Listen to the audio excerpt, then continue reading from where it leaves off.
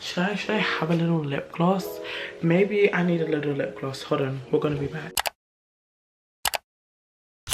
Okay, your girl was back. I went to go put on a little lip gloss because I just felt like I needed a little something. So I'm doing the mid-year tag, and this is my first time ever doing like this, like a bookish tag at all. I've done reading vlogs in the past. I'm currently recording some reading vlogs for you guys. Boy, do I need to catch up with editing. But I've never done a book tag, and I think it's because I tend to not read a lot of books like every month.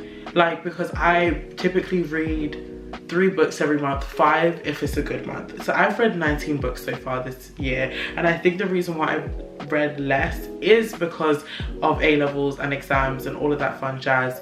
But I mean, it's more than last year, because last year I read 24 books altogether. The fact that I've already read 17 this year, it makes me feel better, and I'm only 1 book behind my Goodreads goal. Okay, I was gonna say reading goal journey. I've got all the fun little details on my Notion, and we're just gonna go through them. I'm just gonna talk to you guys about all the books that I've read this year, I guess. The best books that I've read so far in 2024. So I obviously have to speak about my first and only 5-star read of 2024 so far, and that is The Do-Over by Lynn Painter. And I didn't expect this book to be so good. I remember reading it and I was like, okay, this book is giving me very good vibes. It has the potential to be such a good book, and one weekend I sat down, I literally flew through the book, enjoyed it so much, and I remember blushing, kicking my feet, literally screaming. My mum was like, Janae, is everything okay? And I'm like, Mum, everything's okay. This book is just really, really good, and Lynn Painter is just devouring with her words, with her writing, with everything. So that was one of the best books I've read so far in 2024. Another book that I read this year that really just shocked me, was really good, is Rock, Paper, Scissors by Alice Feeney, and I gave this book 4 stars. This book was so good. Like, I remember hearing people speak about this book and the plot twist was really good, but I was just thinking there's no way this plot twist can be that good. It's probably mediocre, they've overhyped it, but I'm still gonna go in and I'm just gonna listen to the book. So I listened to it, I didn't read it, and I remember when I was walking to school, it was playing in my headphones, the plot twist was revealed, and I paused midway walking to my school, and I was just like, what's going on? Like, I had to think back to previous times when Alice Feeney had mentioned something, because I'm like, did I miss something? Like, what's going on? Like, there's no way this author just manipulated me for hours. How is this possible? It was such a good book. I would recommend it. One of my top thrillers of all time. The next question is new releases that I have not read yet, but I want to.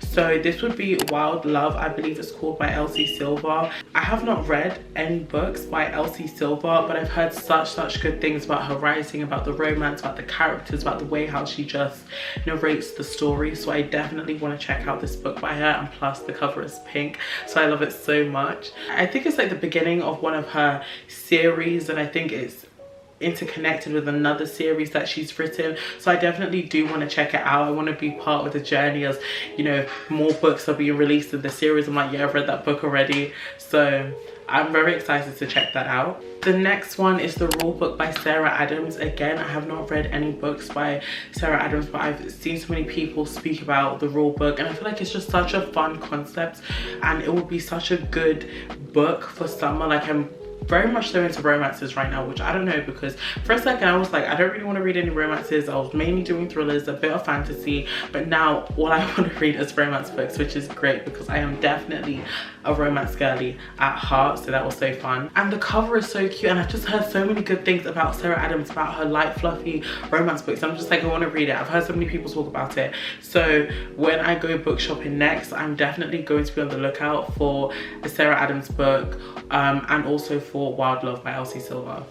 Okay, my 2 most anticipated releases for the second half of this year is what is it actually called? Breaking the Dark Web by Lisa Joy. Guys, it's like a Marvel crime book, and if you know me, hello, my name's Janae, nickname Jan. I love Marvel.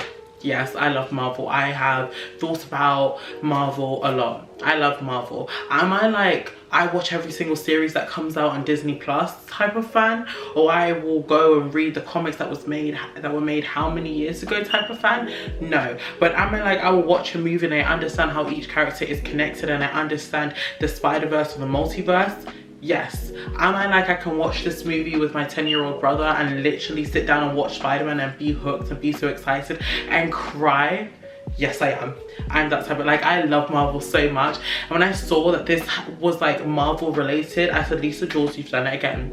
You've done it again, because I've read 3 books by Lisa Jewell this year and she has quickly become my favorite thriller author so far, her with Alice Feeney. And when I saw her, I was like, no, I have to read that book. It's coming out next month, I believe, and I'm so excited for it to come out. I definitely want to read it because Lisa Jewell just does it every single time, and I want to see how this Marvel concept is incorporated into the book, because if you're a Marvel fan, she's gonna have to kind of do a lot to, you know, I guess meet that box. Say like, okay, yeah, the Marvel part of the book was definitely done well, so I'm very excited for that. It's also really hot in the UK. When I say really hot, I mean like it's literally 22 degrees. So it's not that hot, because next week it's going to be 27 degrees, but I'm hot. So the next book that I'm excited to come out for the second half of this year is Better Than the Movies by Lynn Painter. So Lynn Painter, I just raved about her book The Do-Over, and she is becoming one of my favorite romance authors. However, when I read, what is the book called again? Just Like the Movies or something like that last year, I didn't really enjoy it, so I was a bit anxious going into The Do-Over, things like that. I've mentioned that already.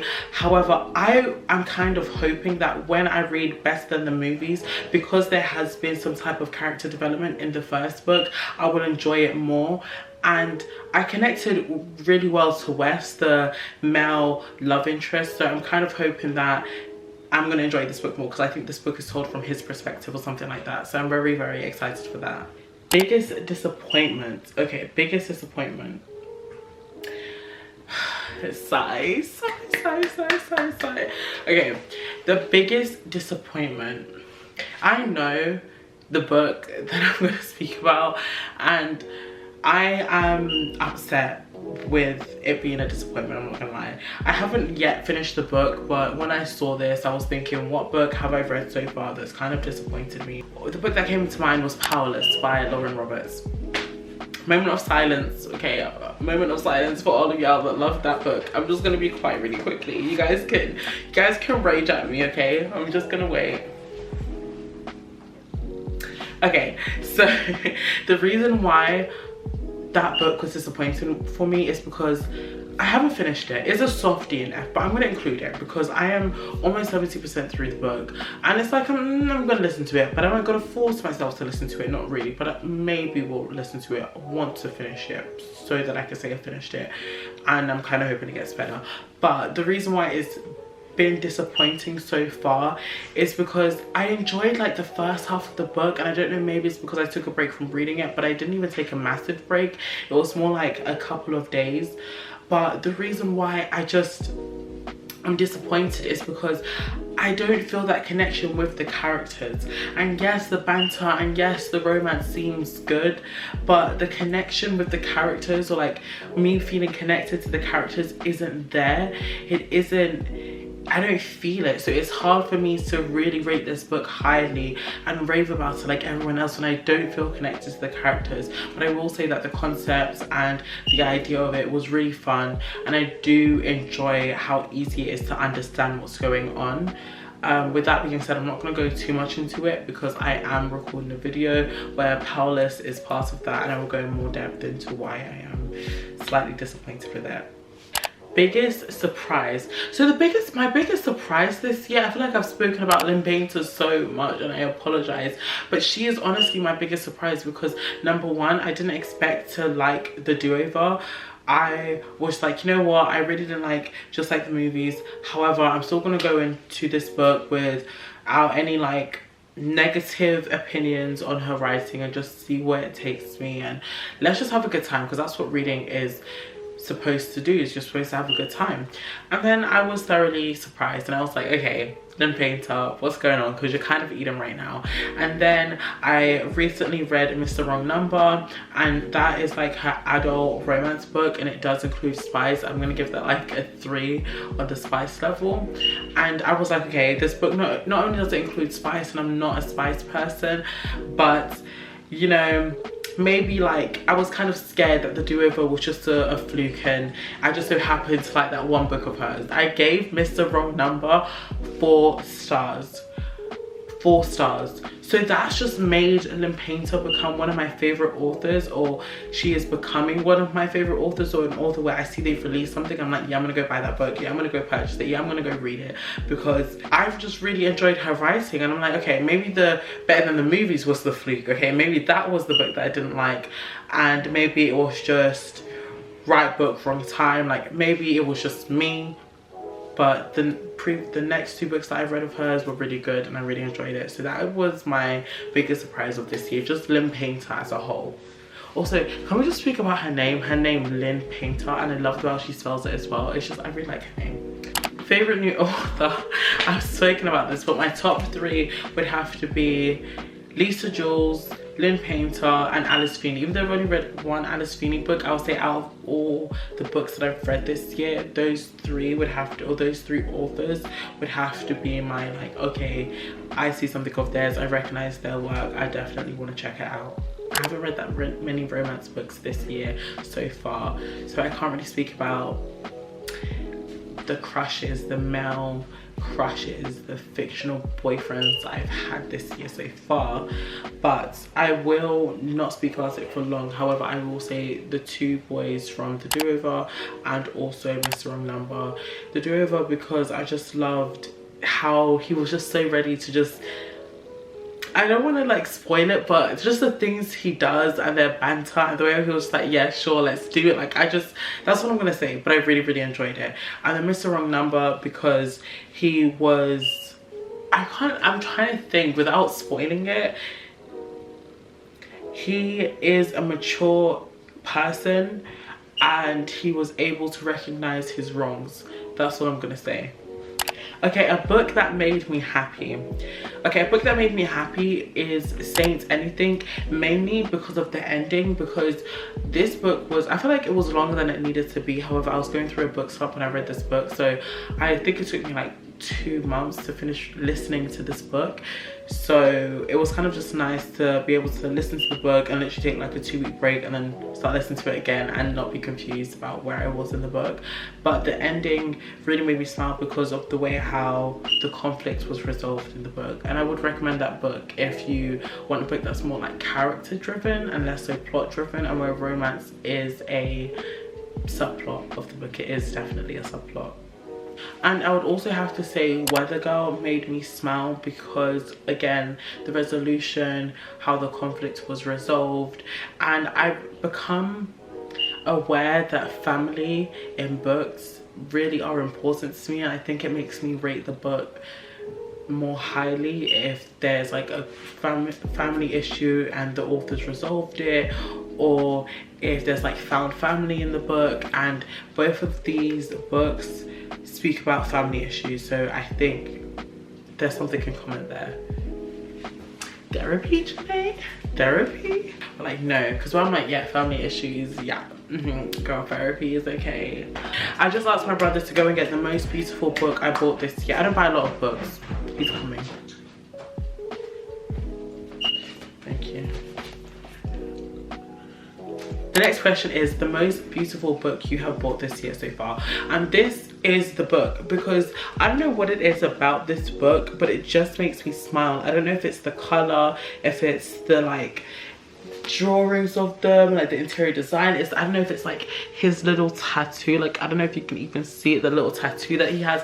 There's just something about this book, and every single time I look at it I'm just like, I want to pick this book up, but I've got other books to read before I pick this book up. But literally, this book is The Co-op by Tara DeWitt, who also is known for her book Funny Feelings that went, I think, viral last year autumn, and she's also got another book, Rootbound. But this book, guys, every single time I see this book on my bedside table, I'm just like, I want to read it. Like, where is this book at? It's just, Like, just see, like, I don't think you understand the urge I feel to pick up this book right now and just literally sit down and read it.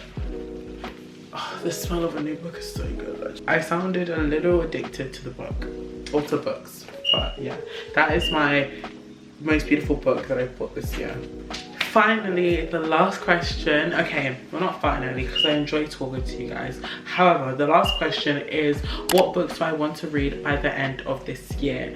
Speaking for classics, Pride and Prejudice and Animal Farm. I've read 1984 by George Orwell because I had to for A-level English, but I really want to read Animal Farm. I think Animal Farm is more simple, I believe, than 1984, and it's shorter, so I'm really hoping that it is both of those things, because as much as I did enjoy 1984, it was very long, and there was a lot to analyze, which was obviously the point because I'm doing A-level, or I was doing A-level English lit. But yeah, I really enjoyed 1984, and I liked how the context was just so, like, if you were alive at that time and you read this book, you would have just been thinking, wow. Kind of hoping it's the same for Animal Farm, but George Orwell was a very, very, very smart man. Okay, second book is Pride and Prejudice by Jane Austen, and I really want to read that book because I feel like I would love the book. I feel like I have to get into the book, and once I'm in the book and things are happening, I'm like, okay guys, yeah, she's eating. And again, it's a classic and I want to read more classics this year, so that is definitely on my reading list goals for the year. Okay, the other two books that are contemporary are The Way I Am Now, and I forgot who wrote the book, but it's my favorite. Well, the first book in the duology, The Way I Used to Be, is my favorite book of all time, 5-star, would recommend. Check trigger warnings, but I really, really want to reread that book. And I also want to read the last, I believe, installation in that series, and then the second book is A Lesson in Chemistry that I want to read because I've heard such good things about it, and I do believe it's like a historical fiction book. I don't think it speaks about romance, but I think it's about a woman who wants to be a scientist and she has to overcome these like gender barriers because it's set in like the 50s, and I really, really want to read it. And I want to read more challenging books. I think that's a good book to start because again, I would have to think about the context, and these were real life struggles, and these things still happen till today, but obviously at less extreme. So those are all the books that I want to read this year. But thank you guys so much for watching. I'm so happy that you clicked on this video and that you stayed to the end. If you did stay to the end, make sure to comment this emoji, and make sure to like, comment and subscribe to join the XoBabes and join the rest of the video. Comment down any video ideas that you want me to do because I am happy to entertain y'all. So I'll see you guys in the next video. Again, did not wait, okay, but George Orwell's, but